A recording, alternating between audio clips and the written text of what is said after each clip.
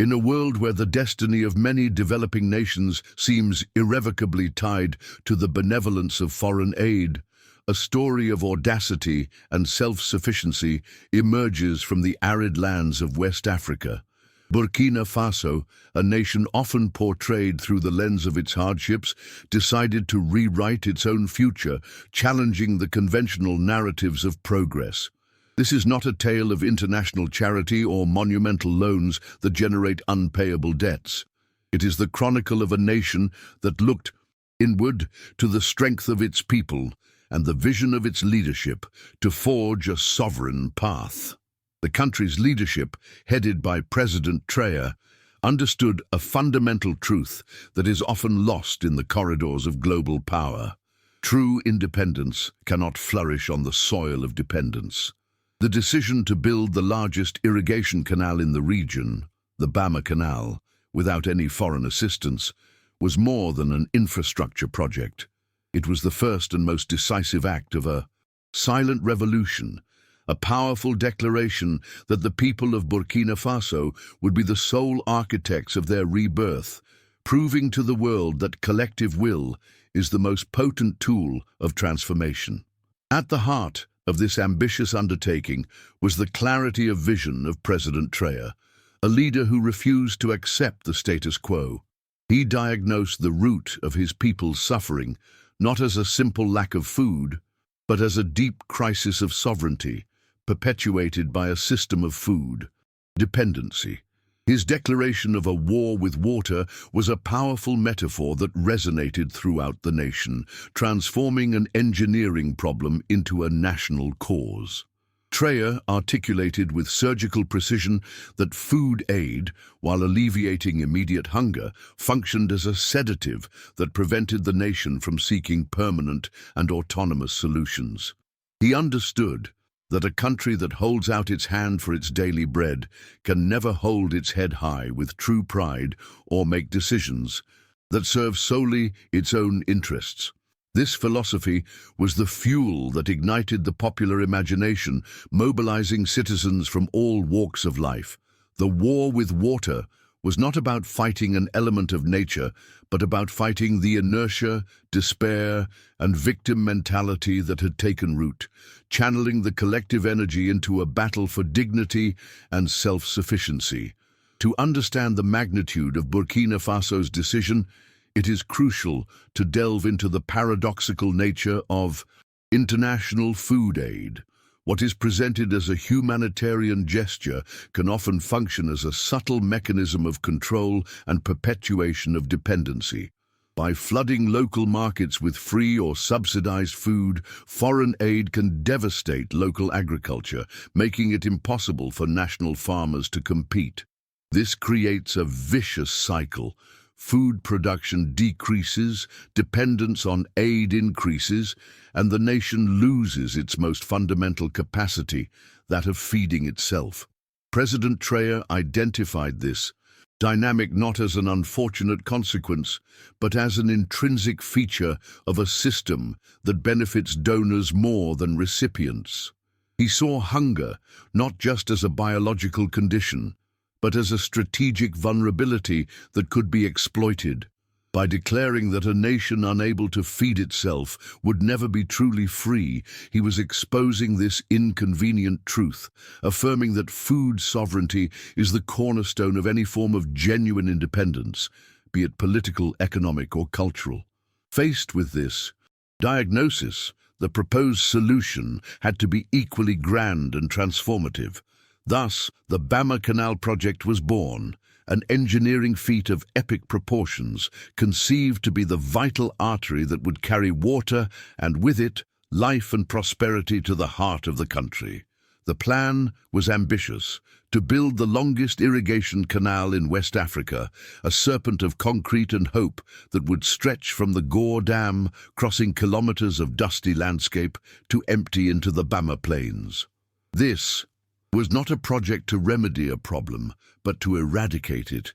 Its monumental scale was a direct reflection of the scale of the challenge.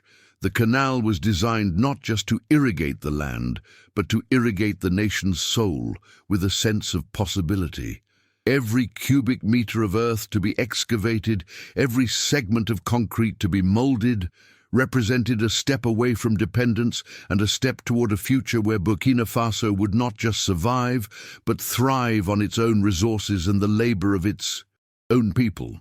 Perhaps the most radical and inspiring aspect of the entire Bama Canal saga was the conscious and unwavering decision to reject any form of external financing or technical assistance.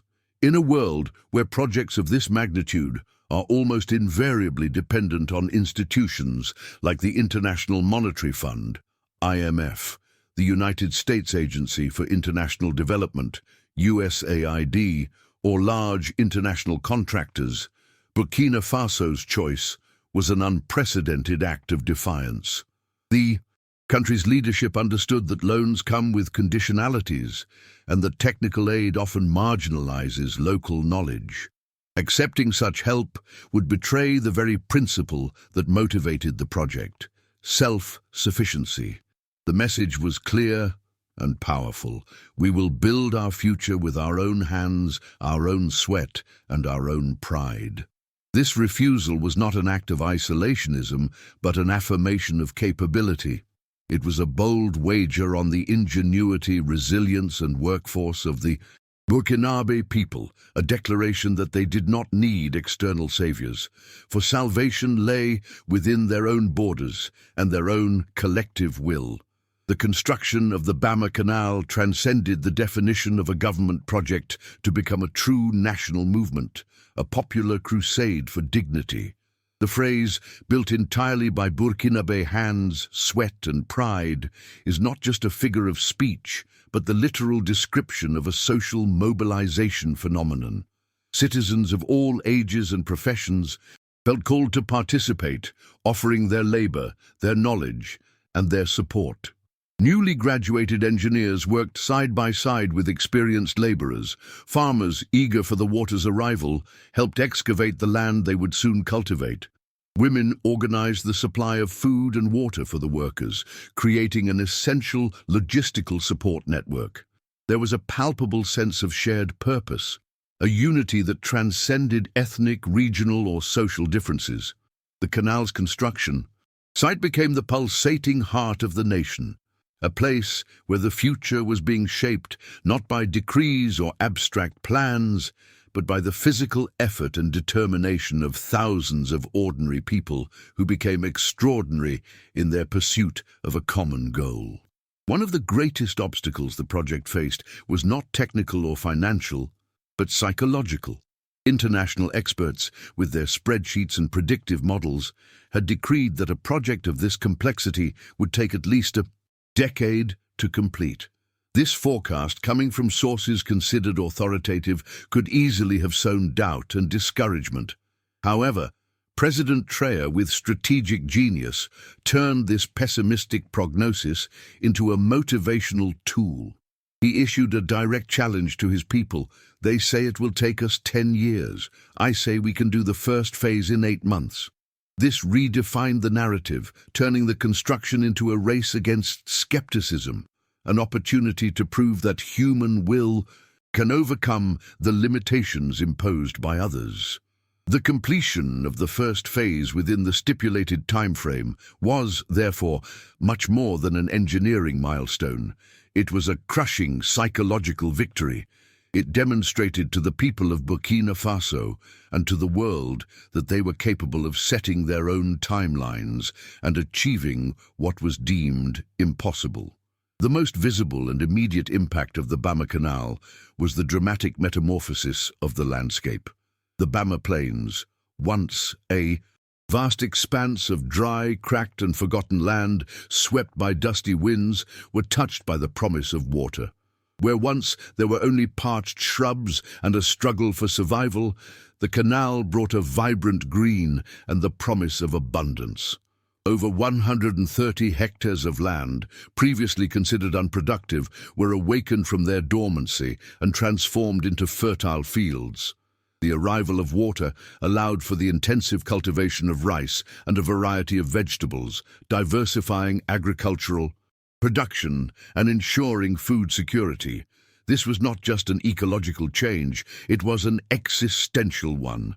The land, which for generations had represented hardship and scarcity, became a symbol of hope and prosperity. Seeing the water flow for the first time through the canal and spread across the fields was a moment of collective catharsis, the materialization of a dream that many had dared to dream, but few believed they would see in their lifetime. It is crucial to dispel any notion that this was a purely manual or technologically primitive project. On the contrary, the construction and operation of the Bama Canal represented an intelligent fusion of traditional labor and modern technological innovation. The project integrated cutting-edge solutions to ensure the efficiency and sustainability of the irrigation system. Solar-powered water pumps were installed, harnessing the country's most abundant resource to power the system, reducing dependence on fossil fuels and operational costs. Smart valves and soil sensors were deployed throughout the network, allowing for precise control of water flow, ensuring that every drop was used in the most effective way possible, preventing waste. The system even featured the application of artificial intelligence technology to analyze real-time data and optimize irrigation patterns based on weather conditions and soil moisture. This demonstrates that self-sufficiency does not mean rejecting progress, but rather adapting and mastering technology to serve the people's interests, combining the ancestral wisdom of the land with the tools of the future. The impact of the Bama Canal reverberated far beyond the irrigated fields, acting as a powerful engine for the reactivation of the local economy on multiple levels. The strategic decision to exclusively use engineers, factories, and transport companies from Burkina Faso was fundamental. Instead of seeing the project's capital leak to foreign corporations, every CFA franc spent was reinvested in the nation itself, creating a virtuous cycle of growth. Markets that had become ghost-like, with few goods and fewer customers, once again buzzed with activity, now stocked with locally grown fresh produce. Entire villages, which had suffered from rural exodus, began to be repopulated as new opportunities arose. Families, now with access to cheaper food and the ability to sell their own surplus, saw their income increase. The money that was once spent on expensive imports now circulated among neighbors, strengthening the economic and social fabric of the communities and building genuine, shared prosperity from the bottom up. Stories like that of the Bama Canal are a powerful reminder of what is possible when vision, courage, and unity converge. They show us that the narratives of dependence and powerlessness are not sentences, but circumstances that can be transformed by human action. This canal is not just about water and land. It is about the indomitable spirit that resides in every community that dares to dream of a better future and work tirelessly to achieve it. If you feel touched and inspired by this journey of transformation, if you believe in the power of people to build their own sovereignty, and if you want to continue seeing content that challenges the status quo and celebrates the victories of self-sufficiency, then I invite you to become part of our community. Your subscription is more than a click. It is a vote of support for these stories, a sign that you too believe in a world where every nation can be the master of its own destiny. Don't miss the next inspiring journeys. Subscribe now to our channel and turn on notifications to stay connected with the power of real transformation. The creation of over 2,000 direct jobs was one of the most immediate and tangible consequences of the Bama Canal project, offering crucial relief in a region marked by a lack of opportunities. However, the impact on employment was much deeper and more lasting than the initial numbers suggest. For every engineer, welder, or machine operator directly employed in the construction, a cascade of indirect jobs was generated. Suppliers of construction materials, logistics companies, cooks who fed the teams, mechanics who maintained the machinery, all benefited. More importantly, the project sowed the seeds for long-term opportunities. With the land now fertile, a new generation of farmers and agricultural entrepreneurs emerged. Small businesses for food processing, packaging, and transportation sprang up. The canal was not just a project that employed people, it was a platform that created the conditions for people to create their own jobs and build their own businesses for decades to come. The Bama Canal project functioned as a gigantic and intensive training ground, a true open-air university for an entire generation of Burkinabe professionals. Instead of relying on foreign experts, the country gambled on its own human capital, offering rapid skill-building programs and hands-on training at the construction site itself. Engineers fresh out of university had the unique opportunity to apply their theoretical knowledge to a world-scale project, gaining invaluable experience that they will carry for the rest of their careers. Welders, heavy machine operators, electricians and carpenters honed their skills, becoming masters of their trades. The project also fostered entrepreneurship, challenging locals to find innovative solutions to the logistical and engineering problems that arose. By investing in the training of its people, Burkina Faso was not just building a concrete canal, it was building an infrastructure of knowledge and skill that would become one of the country's most valuable assets for the future. Perhaps the most profound and lasting legacy of the Bama Canal cannot be measured in cubic meters of water or in tons of harvested rice, but in the psychological transformation it wrought in the hearts of the people. For generations, dependency had eroded self-confidence and instilled a sense of helplessness, a victim mentality in the face of seemingly uncontrollable forces. The canal changed all of that. As they watched the monumental project take shape through their own collective effort, the people ceased to see themselves as mere passive recipients of aid and became the proud, active protagonists of their nation's rebirth. A sense of dignity, self-worth, and national pride flourished. The successful completion of the project proved to themselves before it proved to the world that they were capable of great achievements. This reclamation of self-esteem is an invaluable social capital, a driving force that will impel the country to face future challenges with newfound confidence and an unwavering belief in its own ability to overcome. The resounding success of Burkina Faso's self-sufficiency model was not confined within its borders. The news of the Bama Canal's completion, achieved without foreign loans and in record time, traveled quickly, becoming a source of immense inspiration and curiosity for neighboring nations. Leaders and delegations from countries like Niger, Mali, and Nigeria, which face similar challenges of water and food security, began to look at Burkina Faso no longer with pity, but with admiration and respect.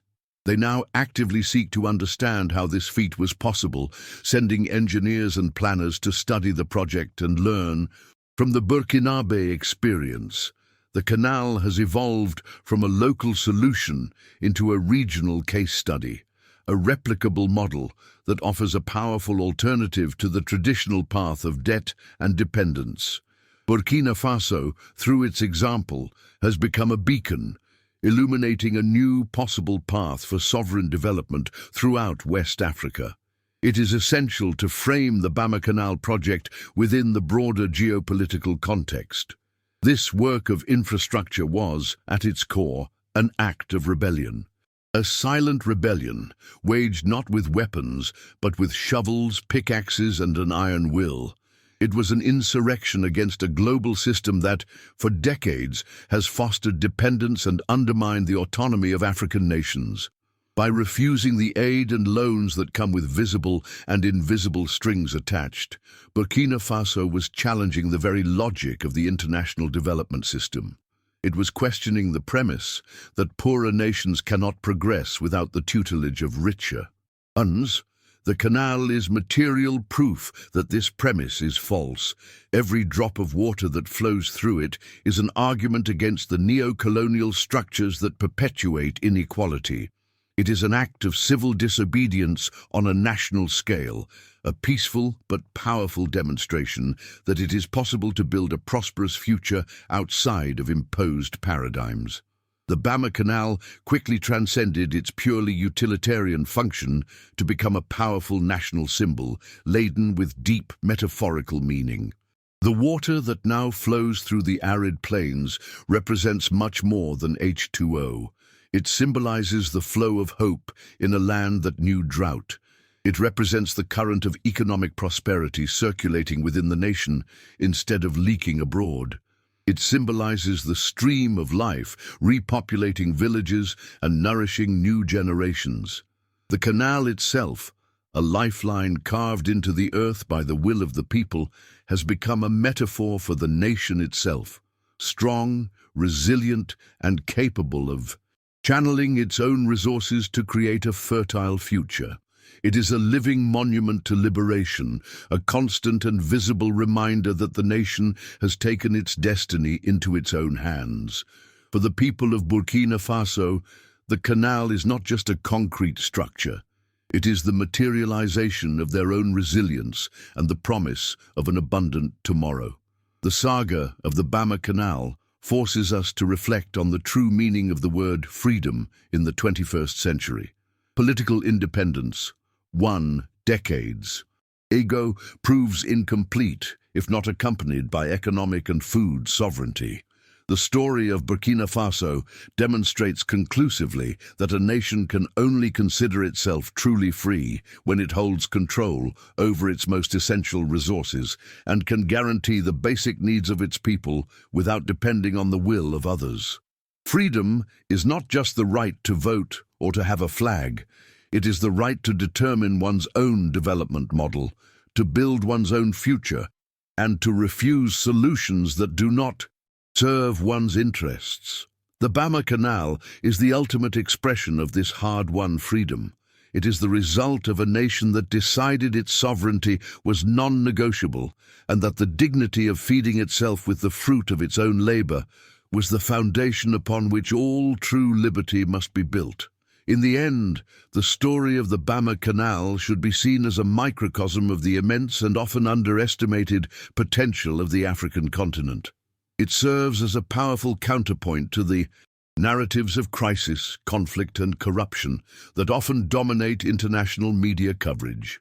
Burkina Faso has shown the world what can be achieved when visionary leadership aligns with the collective action and self-confidence of a people. This project is a testament to the ingenuity, work ethic, and indomitable spirit that permeate the continent. It reminds us that Africa is not a problem to be solved, but a continent of solutions, rich in human and natural resources, capable of forging innovations and development models that can inspire the world.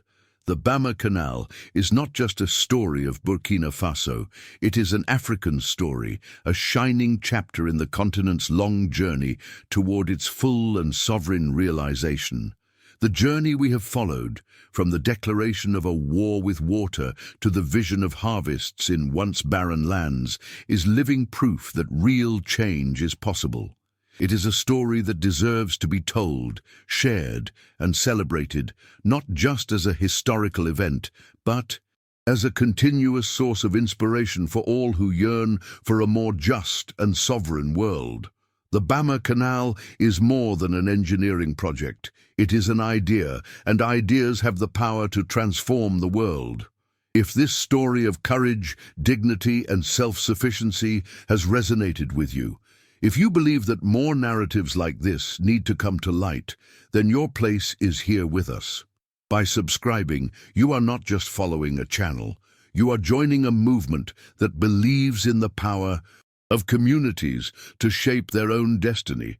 Be part of this ongoing journey of discovery and inspiration. Subscribe now, turn on notifications, and help amplify the voices of sovereignty and progress around the globe.